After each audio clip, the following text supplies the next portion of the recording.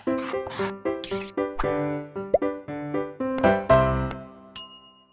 Morning students, blueprint digital में आपका स्वागत है। बच्चों, मैं आपका physics teacher Anuj Sharma. Student, जैसा कि आप सब जानते हैं कि हमारी सेकेंड यूनिट चल रही है विद्युत चालन। अब बच्चों, जो विद्युत चालन में हमारे आज के टॉपिक हैं वो हम एक बार देख लेते हैं। और ये जो हमारा आज का फर्स्ट टॉपिक है बेटा, वो आज हमें पढ़ना है विद्युत ऊर्जा। ठीक है बच्चों, इसको बोलते हैं इलेक्ट्रिक एनर्जी। दूसरा बच्चों, इसके बाद हम पढ़ेंगे विद्युत शक्ति, और इस पर थोड़ा न्यूमेरिकल भी हम बाद में देखेंगे बच्चों। उसके बाद ऊर्जा का जो व्यवहारिक मात्रक है, कई बार वो लिखने के लिए बहुत ज़्यादा आता है, तो ऊर्जा का जो व्यवहारिक मात्रक होता है स्टूडेंट, वो होता है किलोवाट घंटा। तो इसमें बहुत बार कई बार क्वेश्चन आए थे स्टूडेंट। और बच्चों, इन सब के ऊपर हमें कुछ बोर्ड के क्वेश्चन देखने हैं, तो एक एक करके हम सारे टॉपिक पढ़ेंगे और इसको थोड़ा सा ध्यान से करिएगा। ठीक है स्टूडेंट्स। तो स्टूडेंट, सबसे पहले हम विद्युत ऊर्जा को समझते हैं। ठीक है बेटा, विद्युत ऊर्जा को बच्चों सबसे पहले मैं आपको फिगर से समझाऊंगा, फिर इसको परिभाषित करेंगे। ठीक है स्टूडेंट। अब थोड़ा सा ज्ञान से देखें बेटा। अगर मैंने आपको एक चालक दिखाया, एक धातु चालक है, इसको मैंने विद्युत स्रोत से जोड़ दिया है, इसको हम लिख देते हैं विद्युत स्रोत। ठीक है। तो जब बच्चे विद्युत स्रोत से जुड़ गया है, तो माना कि इस विद्युत स्रोत का जो विभव है आप देख सकते हैं, वो मैंने V माना। तो बच्चों, जैसे ही ये हमारा परिपथ पूरा होगा, यहाँ से विद्युत स्रोत से एक धारा प्रवाहित होनी शुरू हो जाएगी। बच्चों, धारा को प्रवाहित होने में विद्युत स्रोत को कुछ कार्य करना पड़ेगा। मैं करना चाहता हूँ वो कार्य कितना होगा। अगर मैं कहना चाहता हूँ कि x सिरे से जो आवेश जाता है बेटा, इस तरीके से जो आवेश जा रहा है, जो धारा प्रवाहित हो रही है, प्रवाही सिरे तक जाने में कितना कार्य करना पड़ेगा।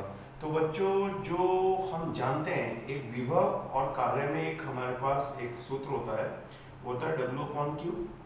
क्योंकि अब क्योंकि धारा है, प्रवाहित हो रही है आवेश की वजह से, और हमें चाहिए कार्य, कितना कार्य करना पड़ेगा, तो हम कह सकते हैं W=Q×V। यही है बच्चों, जहाँ पे V हम कह सकते हैं जो विद्युत स्रोत का विभवांतर है वो है, और Q है आवेश। लेकिन अगर हम ये मान के चलें कि जो Q आवेश है वो धारा प्रवाहित कर रहा है, तो यहाँ पे हम एक बात मान के चलते हैं कि हम मान लेते हैं t सेकंड में, हम ये मान लें t सेकंड में Q आवेश प्रवाहित हो रहा है, Q आवेश, ठीक है, प्रवाहित हो रहा है। तो बच्चों, धारा कितनी प्रवाहित हो रही होगी, Q आवेश प्रवाहित हो रहा है। तो स्टूडेंट, धारा कितनी प्रवाहित हो रही होगी, हम कह सकते हैं I बराबर Q/T। तो यहाँ से Q कितना हो गया बच्चों, I×T। ठीक है ना स्टूडेंट। तो हमें पता चलेगा कि इतना आवेश प्रवाहित हो रहा है t समय में, तो हमें इतनी धारा मिल जाएगी t समय में, जितनी भी हमारे पास ये वाली धारा होगी। अब बच्चों, अगर हम समीकरण 1 और समीकरण को 2 को ले लें, तो हमें क्या प्राप्त होता है, थोड़ा आप देखने की कोशिश करें। हमें प्राप्त होगा बच्चों W बराबर, क्योंकि अगर वैल्यू बच्चों हम IT रख दें इस प्रकार, और जो हमारे पास विभवांतर है वो V कर दें, और इसको थोड़ा सा सही से लिख लें, यानी VIT कर दें। ठीक है स्टूडेंट।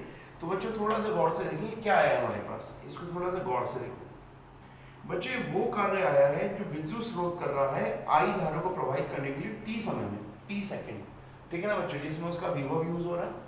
तो बच्चों, यही जो हमारे पास कार्य आया है जो विद्युत स्रोत कर रहा है बच्चों, यही जो है विद्युत ऊर्जा कहलाती है। यही इलेक्ट्रिक एनर्जी है जो कंडक्टर की कहलाएगी। ठीक है बच्चों। तो इसको बच्चों एक बार परिभाषित कर लेते हैं, और फिर एक बार इसके कुछ और फॉर्मूले भी हम देखेंगे। तो बच्चों, हमें सीधा सीधा पता चला कि विद्युत स्रोत द्वारा किसी भी चालक में धारा प्रवाहित, ये इंपॉर्टेंट चीज है बच्चों, धारा प्रवाहित करने में किया गया कार्य, तो हमने कार्य निकाला है, वो चालक की विद्युत ऊर्जा कहलाती है। मुझे तो लगता नहीं इसमें आपको कोई डाउट होगा। अब बच्चों, इसके अलग अलग फॉर्मूले देखते हैं। सपोज हमें विभव दिया है, धारा दी है, अगर हमें प्रतिरोध दिया है तो हम कैसे करेंगे। तो हम जानते हैं बच्चों, एक फॉर्मूला होता है V बराबर IR, ओम का नियम हम पढ़ चुके हैं। इससे बच्चों एनर्जी कितनी हो जाएगी, इससे अगर हम एनर्जी देखें तो बच्चों एनर्जी हमारे पास हो जाएगी, V की जगह हम IR रख दें और ये T आ जाएगा। ठीक है, और एक I हमारे पास पहले से है, तो बच्चों ये एनर्जी हो जाएगी I²RT। ये आप देख सकते हैं बच्चों। ये फॉर्मूला हम कब लगाएंगे, ये फॉर्मूला हम तब लगाएंगे जब हमें धारा और प्रतिरोध दिया हो। अब बच्चों, एक फॉर्मूला हम इस प्रकार और देख सकते हैं, अगर मैं इसको ऊपर दिखाना चाहूँ, हमारे पास एक फॉर्मूला होता है धारा का I बराबर V/R, इस तरीके से। तो बच्चों, अगर हम ये वाला फॉर्मूला यहाँ रख दें, I की जगह हम रख दें अगर V/R, तो बच्चों ये V/R और एक छोटी स्क्वायर है तो इसका स्क्वायर हो जाएगा ×R×T। तो बच्चों, यहाँ U कितना हो जाएगा, अगर हम इसे खोले तो बच्चों V² आएगा, और आप ध्यान से देख सकते हैं R² होगा, एक पावर R आएगी तो नीचे R बचेगा और T आ जाएगा। तो बच्चों, ये भी एक फॉर्मूला होगा विद्युत ऊर्जा का। तो बच्चों, इस प्रकार से कोई भी फॉर्मूला हम लगा सकते हैं। और ये इस बात पर डिपेंड करेगा कि हमें कौन से जो हमें हम कह सकते हैं जो भी हमें भौतिक राशि गिवन है, यानी अगर हमें विभव और धारा गिवन है तो ये आ जाएगा, अगर धारा प्रतिरोध गिवन है तो ये आ जाएगा, और अगर हमें विभव और प्रतिरोध गिवन है तो ये आ जाएगा। ठीक है बच्चों, तो ये सब हमारे पास विद्युत ऊर्जा कहलाती है। ठीक है स्टूडेंट, तो बच्चों जैसे मैं आपको बता सकता हूँ हमारे पास 3 तरीके के फॉर्मूले ऊर्जा के प्राप्त हुए। हमारे पास समीकरण 3 है और एक समीकरण को मैं समीकरण 4 मान लेता हूँ और एक समीकरण 5। बच्चों यहाँ पे हमें छोटा सा अलग से एक बात बताना चाहता हूँ जो आप नोट करके रख सकते हैं। इसमें हमें सिर्फ न्यूमेरिकल आएगा और इससे ज़्यादा कुछ नहीं आता। बच्चों अगर मैं ये मान के चलूँ कि जैसे जैसे धारा प्रवाहित हो रही है और जैसे जैसे विभव चालक में मिल रहा है, उससे क्या होता है बच्चों, जो चालक के अंदर के जो आवेश हैं वो कहीं ना कहीं अपने धन आयनों से और चालक की दीवारों से टकराते रहते हैं, आपस में टकराते रहते हैं, तो कहीं ना कहीं ऊर्जा ऊष्मा भी उत्पन्न होती है। अगर हम बच्चे मान के लें कि जो भी ऊर्जा विद्युत स्रोत द्वारा दी जा रही है चालक में, वो ऊष्मा में उत्पन्न हो रही है, वो सारी ऊष्मा में तब्दील हो रही है, तो ऊष्मा का फॉर्मूला क्या होगा? तो बच्चों हम ये मान के चलेंगे कि जो ऊष्मा है वो जो उत्पन्न हो रही है वो उस ऊर्जा से हो रही है जो विद्युत स्रोत द्वारा चालक को मिल रही है। बच्चों यही फॉर्मूले ऊष्मा के कहलाएंगे, यानी V = IT, और दूसरा फॉर्मूला बच्चों H बराबर कहलाएगा ये वाला I²RT, इस तरीके से, और तीसरा फॉर्मूला कहलाएगा बच्चों V²/RT। हम ये मान के चल रहे हैं बच्चों की जो कंप्लीट ऊर्जा जो चालक को दी जा रही है विद्युत स्रोत द्वारा वो ऊष्मा में उत्पन्न हो गई है। ठीक है बच्चों, तो यही ऊष्मा के फॉर्मूले हो जाते हैं, क्योंकि ऊष्मा ऊर्जा दोनों एक ही चीज़ है, तो वही ऊर्जा ऊष्मा में तब्दील हो गई है। तो ध्यान रखना, इसमें हमें न्यूमेरिकल आते हैं कई बार। ठीक है स्टूडेंट, तो स्टूडेंट अब जो हमारी अगली हेडिंग है विद्युत शक्ति है। बच्चों ये बहुत छोटी छोटी हेडिंग है, लेकिन इसमें न्यूमेरिकल हमें बहुत ज़्यादा मिल जाते हैं। तो बच्चों विद्युत शक्ति क्या है? तो बच्चों इसको तो सीधा हम पहले परिभाषित ही कर लें, इसको तो ज़्यादा समझने वाली बात नहीं। जो किसी भी बच्चों विद्युत शक्ति जो होती है किसी विद्युत परिपथ की, विद्युत शक्ति हमेशा परिपथ की होगी, किसी विद्युत परिपथ द्वारा ली गई ऊर्जा की दर उस परिपथ की विद्युत शक्ति कहलाती है। ठीक है बच्चों, थोड़ा सा अगर डायग्राम से दोबारा से देख लें बच्चों कि अगर सपोज ये हमारा कोई परिपथ है, ये कोई चालक है, ये कुछ भी हो सकता है बच्चों, और बच्चों यहाँ पे हमने एक स्रोत लगाया हुआ है विद्युत स्रोत, इस प्रकार से आप देख सकते हैं। ठीक है, और ये विभव है और ये इसका सिरा x और y। ठीक है, अब बच्चों यहाँ से धारा प्रवाहित हो रही है और ये इस तरह से धारा इस प्रकार आ रही है। अब बच्चों जो भी चालक ये ऊर्जा ले रहा है इस विद्युत स्रोत से, यहाँ पे चूंकि धाराएं प्रवाहित हो रही है, तो जो भी कार्य किया जा रहा है विद्युत स्रोत द्वारा चालक में धारा प्रवाहित करने पे, ठीक है, तो ऊर्जा इसे मिल रही है चालक को। तो जो भी ऊर्जा चालक ले रहा है उसकी दर का मतलब है बच्चों प्रति एकांक समय में। ठीक है बच्चों, वो जो होती है इस परिपथ की बच्चों विद्युत शक्ति कहलाती है कि वो कितनी ऊर्जा लेता है प्रति सेकंड। ठीक है स्टूडेंट, तो बच्चे यहाँ पे मैं बताऊँ यहाँ पे किया गया कार्य है, लेकिन आप यहाँ पे किया गया कार्य को आप किया गया कार्य ना करके हमेशा विद्युत ऊर्जा बोलेंगे, जितनी ऊर्जा वो ले रहा है। तो बच्चे अब इसमें थोड़ा सा कंफ्यूज होते हैं, कार्य नहीं कहना है हमें, और इसे विद्युत ऊर्जा कहेंगे और इसका अपॉन में क्या कहेंगे, टी कहेंगे। ठीक है स्टूडेंट, तो ये आप देख सकते हैं इस प्रकार हमें एक फॉर्मूला मिल गया। अब बच्चों थोड़ा सा अगर हम इसमें ध्यान से देखें तो विद्युत ऊर्जा के फॉर्मूले सारे हमारे पास हैं। तो अगर हम पावर के देखें तो हमारे पास क्या फॉर्मूला आएगा, सबसे पहले विद्युत ऊर्जा का फॉर्मूला हमारे पास VIT है, और अगर इसे T से डिवाइड कर दे तो क्या आएगा स्टूडेंट, P = VI। ठीक है स्टूडेंट, बड़ा इंपॉर्टेंट फॉर्मूला बच्चों, आगे तक काम आता है, बहुत ज़्यादा यूज होता है। इसका नाम मैंने इक्वेशन A लिख दिया। इसी का प्रकार बच्चों मैं आपको दूसरा भी अगर फॉर्मूला बताऊं तो आप सीधा सीधा कह सकते हैं, एक फॉर्मूला हमारे पास आया था I²/R×T। तो मैं यहाँ से अगर बच्चों T हटा दूँ, क्योंकि पावर चाहिए तो हमें T से डिवाइड करना पड़ेगा, तो T से T काट दे तो क्या आएगा बच्चों, P = I²R। ये भी एक फॉर्मूला हो गया हमारे पास। तो आप देख सकते हैं बच्चों ऊर्जा वाले फॉर्मूले में अगर टाइम हटा दें हम तो सीधा सीधा पावर का फॉर्मूला बन जाता है। ठीक है बच्चों, जिसे मैं इक्वेशन B बोल देता हूँ। और बच्चों इसी प्रकार हमारे पास एक फॉर्मूला और आ जाएगा V²/RT, और इसमें टाइम से डिवाइड करते हो तो क्या हो जाएगा बच्चों, ये हो जाएगा V²/R। तो ये सब पावर के फॉर्मूले हो गए। तो सीधा सीधा से बच्चों है ऊर्जा में अगर जो हमारा समय आता है उस समय को भी अगर हम हटा दें तो सारे पावर के फॉर्मूले बन जाते हैं। इसी प्रकार बच्चों इन फॉर्मूलों को हम ऊष्मा की दर में भी तब्दील कर देते हैं। तो ऊष्मा की दर का मतलब कुछ नहीं है, जो ऊर्जा ऊष्मा में तब्दील हो रही है चालक में, ठीक है बच्चों, प्रति एकांक समय में, तो इसी को मैं H भी बोल सकता हूँ। तो H बराबर एक फॉर्मूला हो जाएगा बच्चों VI, दूसरा H का फॉर्मूला हो जाएगा I²R, और एक H का फॉर्मूला हो जाएगा स्टूडेंट V²/R। ठीक है बच्चों, इसमें जो मैं दोबारा बोलता हूँ हम ये मान के चलते हैं कि जो भी ऊर्जा स्रोत द्वारा दी जा रही है चालक को, वो सब अगर ऊष्मा में तब्दील हो रही हो तो यही फॉर्मूले हमारे जो है ऊष्मा के लिए लग जाएंगे। ठीक है बच्चों, तो इस प्रकार से ये हमारा पूरा विद्युत शक्ति हो गया। इसमें मैं आपको बता दूं बच्चों, पावर की जो यूनिट होती है वो क्या होती है, पावर की जो बच्चों एसआई प्रणाली में मात्रक होता है, एसआई प्रणाली में, एसआई प्रणाली, तो बच्चों एसआई प्रणाली में कार्य का मात्रक होता है, क्योंकि विद्युत ऊर्जा का मात्रक जूल है, यहाँ पे जूल लिया गया है, और यहाँ पे टी का मात्रक बच्चों सेकंड है, तो कार्य का मात्रक बच्चों वाट होता है, या तो वाट कहते हैं, इस तरीके से हम वाट ले सकते हैं। तो ये हमें ध्यान रखना है, कई बार लिखने के लिए ये चीजें आ जाती हैं। ठीक है स्टूडेंट, तो बच्चों अब हम एक बड़ी इंपॉर्टेंट यूनिट या मात्रक देखेंगे विद्युत ऊर्जा का, जो व्यवहारिक मात्रक है। क्योंकि यहाँ पे हमने मात्रक जूल लिया है, लेकिन हमारे घरों में जो बच्चों बिजली आती है, वो जो ऊर्जा हम यूज करते हैं, विद्युत ऊर्जा जो इलेक्ट्रिक नहीं यूज करते हैं बेटा, वो जूल में नहीं होती है। तो वो जो व्यवहारिक मात्रक है उसके बारे में हम बात करते हैं बच्चों। तो स्टूडेंट्स अब हम जो विद्युत ऊर्जा का व्यवहारिक मात्रक है उसे देखेंगे बच्चों, और वो है किलोवाट घंटा। बच्चों ये बहुत पूछा जाता है, ये ऑब्जेक्टिव में भी आता है, इसकी परिभाषा लिखने के लिए बहुत आती है।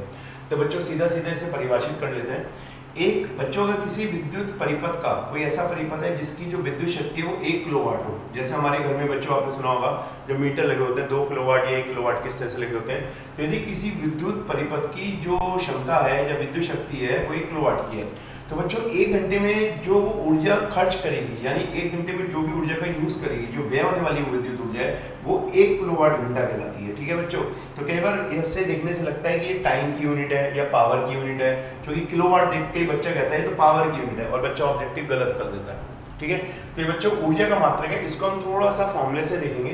तो फॉर्मूले में अगर हम देखें बच्चों, हमारे पास फॉर्मूला है विद्युत शक्ति जो होती है, विद्युत ऊर्जा की दर होती है विद्युत ऊर्जा अपॉन समय। अब बच्चों हमें क्योंकि विद्युत ऊर्जा की बात करनी है तो W बराबर हम P/T लिख सकते हैं इस तरीके से। अब बच्चों गौर से देखो, जो परिपथ है हमने उसकी शक्ति कितनी मानी, 1 किलोवाट। तो बच्चों यहाँ पे हम थोड़ी देर के लिए बात करते हैं जो पावर है उस विद्युत परिपथ की, अगर 1 किलोवाट है इस प्रकार। ठीक है बच्चों, और टाइम लिया है बच्चों हमने 1 घंटा। ठीक है बच्चों, तो परिभाषा भी आप देख सकते हैं इस प्रकार से। तो जो परिपथ है उसकी शक्ति हमने 1 किलोवाट लिया है, जो समय लिया वो 1 घंटा लिया है। तो इसकी जो भी वैल्यू आएगी बच्चों, जो भी मान आएगा वो जो हमारी कहलाएगी वो 1 किलोवाट घंटा कहलाएगी। ठीक है बच्चों, तो बच्चों इसे थोड़ा सा अगर हम सॉल्व कर ले तो आप देख सकते हैं, पहले तो आप देख सकते हैं यहाँ पे मैं बता दूं, ये 1 किलोवाट घंटा अगर आप देखें यहाँ पे 1 किलोवाट घंटा, तो बच्चों ये किसकी यूनिट है, 1 किलोवाट घंटा यूनिट है बेटा ऊर्जा की। ठीक है, अब बच्चों इसका मात्रक हम जूल में निकालेंगे, हम देखेंगे कि जूल कितने, जो 1 किलोवाट घंटा में कितने जूल होते हैं ये भी हम चेक कर लें। तो यहाँ से हम पता चलेगा 1 किलो का मतलब बच्चों कितना है, 1000, और वाट का मतलब हम लिख सकते हैं बच्चों, इसको हम ऐसे लिख सकते हैं जूल पर सेकंड, और घंटे का मतलब बच्चों सेकंड में अगर हम ले जाए तो 3600 सेकंड लिख सकते हैं बच्चों, सेकंड से सेकंड कट जाएंगे, यहाँ में क्या मिलेगा जूल। ठीक है बच्चों, थोड़ा सा अगर हम इसे देखें तो हमारे पास कितनी जीरो आएगी, 1 2 3 4 5, तो हमारे पास 36 गुणा 10⁵ है इतने जूल। और बच्चों इसे थोड़ा सा और सही से लिखते हैं तो हम कह सकते हैं 3.6 10⁵ जूल। तो बच्चों आप देख सकते हैं जो हमारे पास विद्युत ऊर्जा का जो व्यवहारिक मात्रक आया है, ये व्यवहारिक मात्रक जूल से कितना बड़ा होता है, 10 की, अगर हम इसे थोड़ी देर के लिए छोड़ भी दें बच्चों तो 10⁵ जूल जब बनते हैं तब जा। तो बच्चों यहाँ पे अगर हम एक दशमलव लगा लेते हैं, यहाँ पे हमारी पावर 6 हो जाएगी, इसको हम थोड़ा सही कर लेते हैं, 5 ही लिखा गया था। तो बच्चों बात कहने वाली ये है कि अगर 3.6 को थोड़ी देर के लिए हम छोड़ दें, ये तो बहुत छोटा मान है, और थोड़ी देर इस पे गौर करें 10⁶ पे, तो बच्चों ये तो बहुत बड़ा मान है, इतने जूल मिलकर बच्चों 1 किलोवाट घंटा बनते हैं। तो इसका मतलब साफ पता चलता है जो 1 किलोवाट घंटा यूनिट है बच्चों विद्युत ऊर्जा का, वो बहुत बड़ा मात्रक है। तो बच्चों घरों में जो हम विद्युत ऊर्जा यूज करते हैं, जो भी हमारा बिल आता है वो इसी के हिसाब से आता है, और इसी को बच्चों ध्यान रखना, इसी को 1 किलोवाट घंटे को बच्चों 1 किलोवाट घंटा, मैं आपको थोड़ा बता भी देता हूँ इस बारे में, 1 किलोवाट घंटा को बच्चों 1 यूनिट कहते हैं। यही हमारा बिल लाने का तरीका होता है, इससे हमारा बिल आता है कितने यूनिट हमने यूज करी है। ठीक है स्टूडेंट, तो अब बच्चों ये हमारे होने के बाद अब हम बोर्ड के न्यूमेरिकल करते हैं। तो स्टूडेंट्स अब मैं आपको कोई बोर्ड के क्वेश्चन करवाना चाहता हूँ बच्चों, ये बहुत ज़्यादा ज़रूरी है किस तरह से हमें क्वेश्चन आते हैं ऊर्जा पे, शक्ति पे। तो बच्चों एक क्वेश्चन है कि हमें एक 600 वाट तथा 120 वोल्ट वाले हीटर के तार का प्रतिरोध निकालना है। बच्चों इसमें बच्चे कई बार कंफ्यूज होते हैं, क्योंकि अगर हम देखें हमारे पास क्या क्या गिवन है, उस हीटर के तार का हमें पावर गिवन है विद्युत शक्ति 600 वाट, क्योंकि वाट जो है शक्ति की मात्रक है। जो वोल्टेज है बच्चों, जो विभव है उसका वो 120 वोल्ट है, ठीक है स्टूडेंट। और बच्चों उसका प्रतिरोध हमें चाहिए। तो यहाँ पे बच्चों मैं आपको बहुत खास बात बताना चाहता हूँ, थोड़ा ध्यान से समझिएगा। हमारे पास पावर के कितने फॉर्मूले हैं स्टूडेंट्स? I²R, एक फार्मूला है V²/R और एक फार्मूला है VI। तो बच्चे कंफ्यूज होते हैं इसमें कौन सा फार्मूला लगाना है। तो मैं आपको बताना चाहता हूँ बच्चों, जब भी कोई हमारे पास इलेक्ट्रिकल डिवाइस यानी कोई विद्युत युक्ति बनाई जाती है बच्चों, कहीं भी, चाहे फैक्ट्री में चाहे कहीं भी, उसकी कुछ चीज़ें बेटा निश्चित होती हैं। जैसे वो कितने वाट का बल्ब है या कितने वाट की पावर है। तो जब वो तार हीटर का बनाया गया होगा तो वो 600 वाट के हिसाब से ही बनाया गया होगा। तो 600 वाट के जो हमारे पास तार होगा उसका जो एक निश्चित प्रतिरोध भी होगा जो हमें निकालना है। तो बच्चों वो जो बल्ब जलता है वो कितनी वोल्टेज पे जल रहा है? 120 वोल्ट में। तो वो बल्ब बच्चों 120 वोल्ट के लिए ही बना है।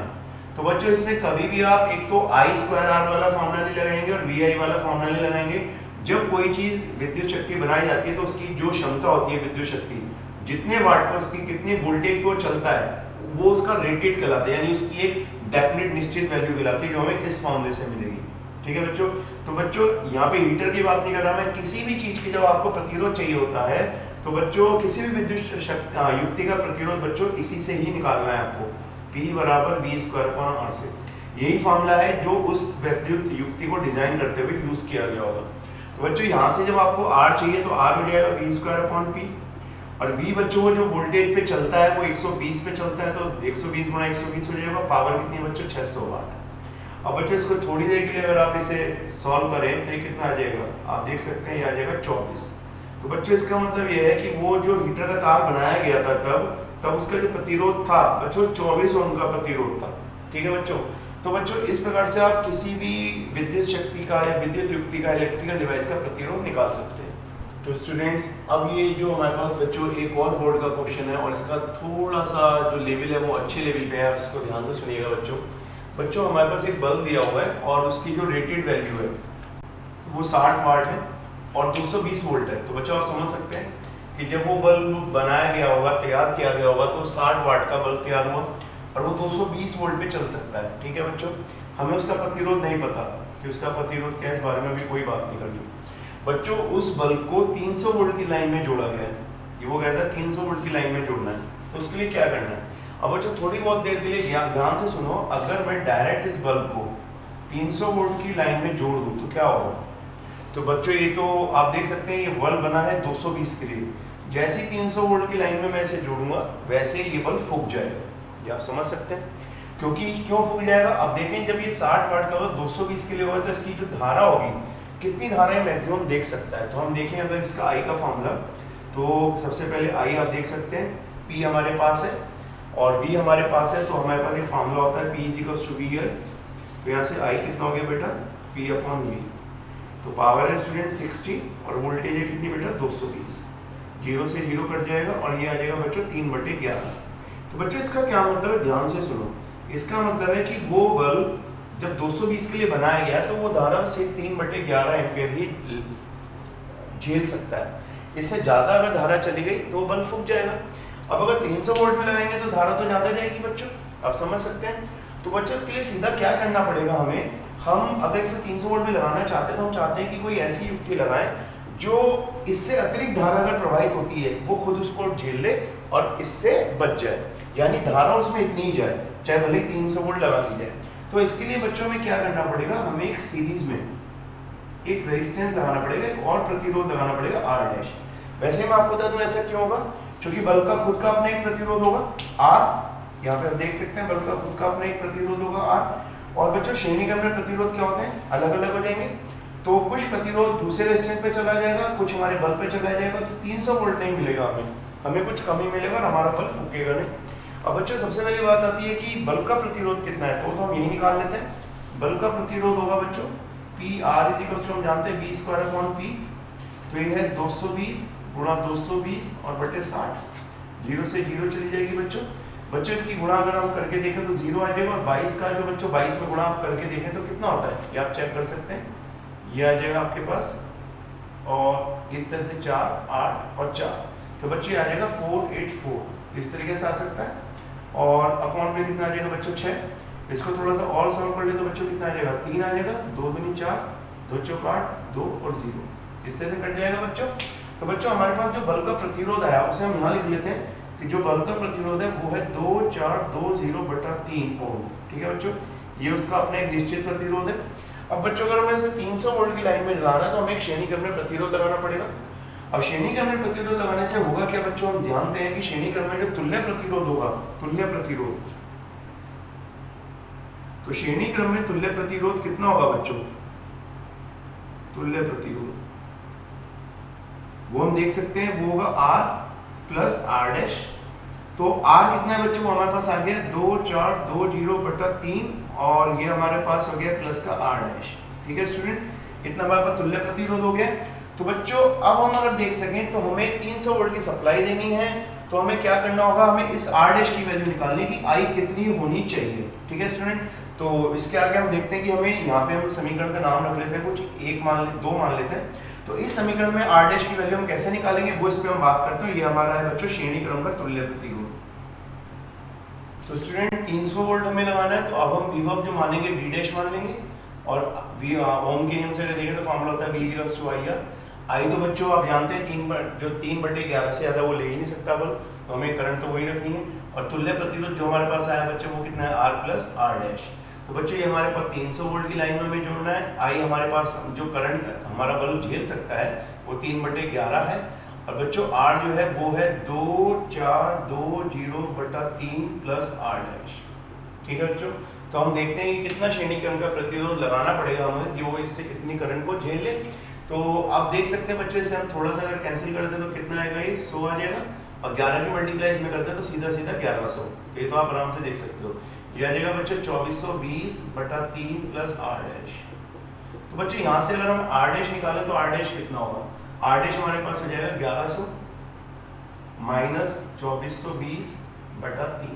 ठीक है स्टूडेंट, तो बच्चों थोड़ी देर अगर ध्यान से देखें, ये तो सब आपने उतार ही लिया होगा, इसको आप थोड़ा सा ध्यान से देखें तो बच्चों R डैश हमारे पास हो जाएगा, अगर हम इसका एलसीएम लेके यहाँ पे देखें तो कितना हो जाएगा बच्चों, ये हमारे पास हो जाएगा 3300 माइनस 2420/3 इस प्रकार। अब बच्चों इसमें से अगर हम माइनस करें तो कितना आएगा, आप देख सकते हैं अगर हम माइनस करें तो ये आ जाएगा और ये हमारे पास आ जाएगा 10 में से कितने जाएंगे बच्चों, 2 8 हो जाएंगे।